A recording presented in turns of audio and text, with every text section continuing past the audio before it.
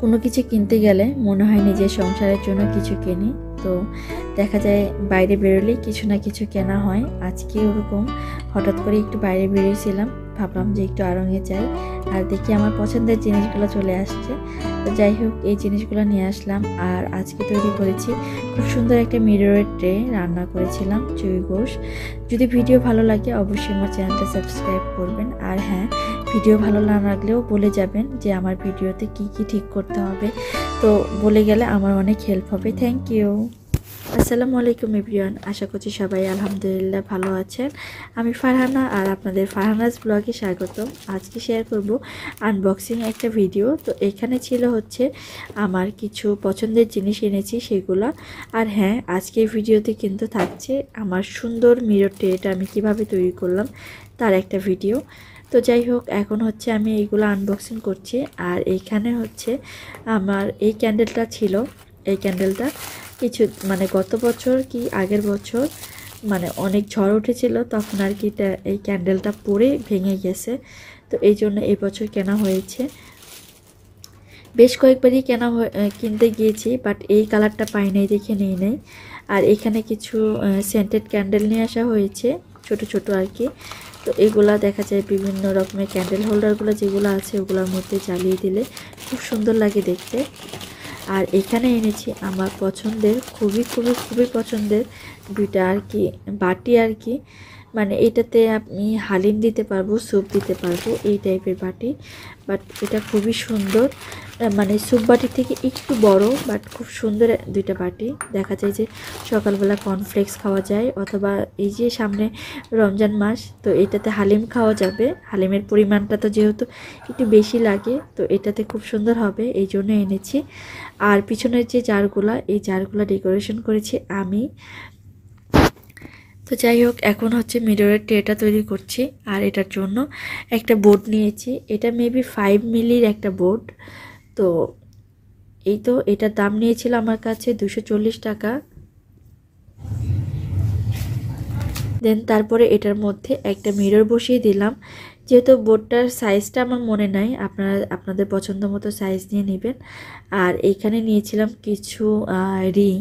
এই রিংগুলো আমার থেকে নিয়েছে হচ্ছে 30 টাকা পিস। তো মোট আমার 24টার মতো মেবি মানে এই রিংগুলো লেগেছে। তো এটাতেও কিন্তু কম খরচ না, মানে 30 টাকা পিস মানে অনেকটা।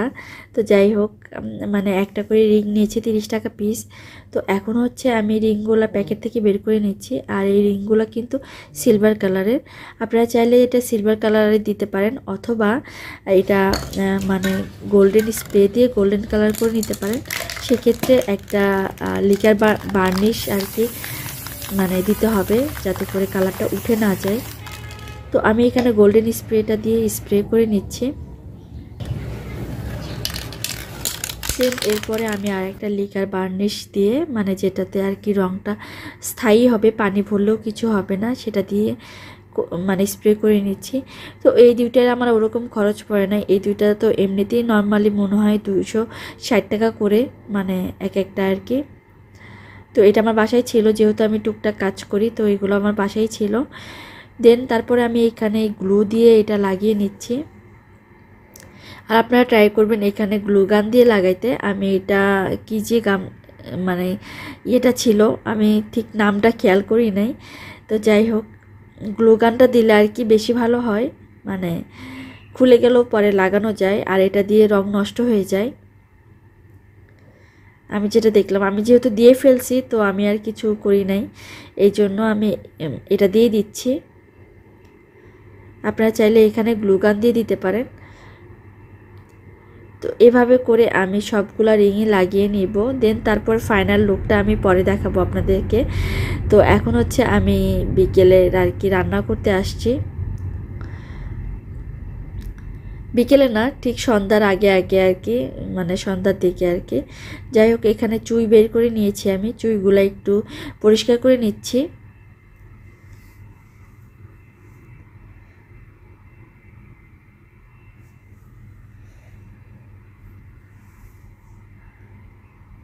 চুই পরিষ্কার করে নেওয়ার পরে আমি চুইগুলা একটু কেটে কেটে নিব এখন। আর আমার চুইগুলা বেশি ভালো ছিল না, কারণ এটা ডিপ ফ্রিজে ছিল। ছোট ছোট টুকরা করে নিয়েছি চুইগুলায়। এখন এটাতে দেশি কিছু রসুন দিব, এই জন্য দেশি কিছু রসুন আমি এখানে ছেড়ে আর কি পরিষ্কার করে নিচ্ছি। দেন এখানে আমি 1.5 কেজির মতো গরুর গোশত দিয়ে দিয়েছি।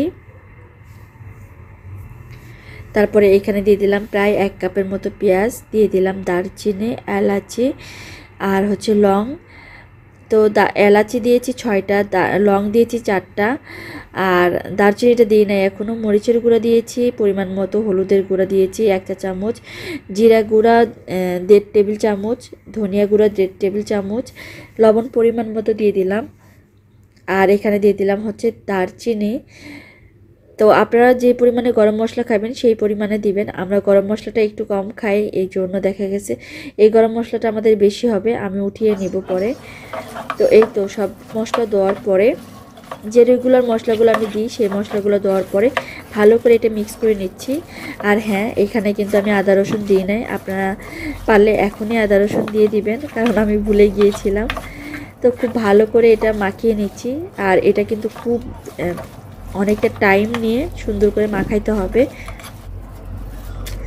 এই তো মাখানো শেষে আমি 2টা তেজপাতা দিয়ে দিলাম, 3টা দেওয়ার পরে এখন হচ্ছে একটুখানি পানি দিয়ে দিব। আমি কিন্তু এই মাংসে আর কোনো পানি দিব না। এই যে এতটুকু পানি দিলাম, এই পানিতেই মাংসটা হয়ে যাবে ইনশাল্লাহ। এই তো এখন ঢাকনা দিয়ে ঢেকে রেখে দিচ্ছি। তো এখন মাংসটা নাড়তে গিয়ে আমার কাছে মনে হয়েছে আমি কিছু একটা মিস করে ফেলেছি। তো আমার কাছে তখন মনে হয়েছে আমি আদা রসুন বাটাটা দিই নাই। তো এখন হচ্ছে আমি আদা রসুন বাটাটা দিয়ে দিলাম।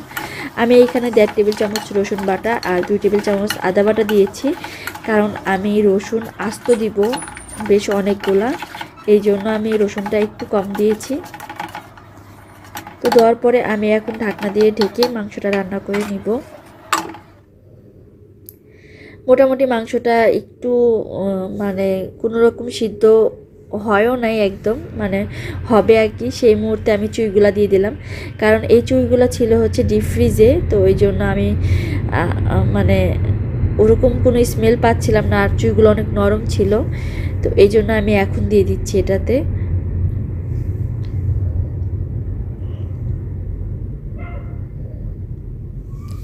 চুইগুলো আমি যখন মানে মাংসের ভিতর দিয়েছি তখনও নরম ছিল, বাট এখন কেন জানি এত বেশি শক্ত হয়ে গিয়েছে। আমার এই চুইগুলো বেশি ভালো ছিল না। যেহেতু এগুলো দেশি রসুন ছিল, তো এই পর্যায়ে আমি রসুনগুলো দিয়ে মাংসটা আরেকটু কিছুক্ষণ ভুনিয়ে নিব। রসুনটা খুব তাড়াতাড়ি সিদ্ধ হয়ে যাবে, আর তারপর আমি এটা নামিয়ে নিব। আর হ্যাঁ, অবশ্যই চুই কেনার সময় কাঁচা যে চুইটা থাকবে সেই চুইটা কিনবেন, মানে ডিপ ফ্রিজের চুইটা কিনবেন না, এই চুইটা বেশি ভালো হয় না। তো আজকে ভিডিও ভালো লাগলে চ্যানেলটা সাবস্ক্রাইব করবেন আর সুন্দর সুন্দর কমেন্ট করবেন। আল্লাহ হাফিজ, আসসালামু আলাইকুম।